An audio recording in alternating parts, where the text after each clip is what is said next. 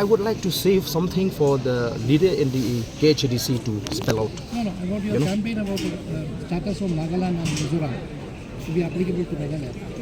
Article 1. You see, I have thrown a challenge for a debate on this issue, and I'm happy that some channels have taken an initiative to organize a debate where we will have a debate between myself and those of, those lawyers, because they are so angry with me when I say so-called lawyers.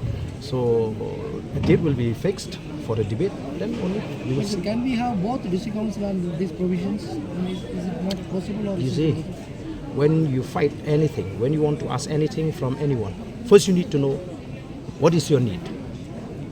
What do you want, right? If that is the kind of a mindset or perception of those leaders who fought the statehood for us, then the same question could have been asked for those leaders. Why do we want to fight for a statehood when we have got district council? So are we not afraid to lose this council for statehood? We will deal with that question later on. Thank you, sir. Bye-bye.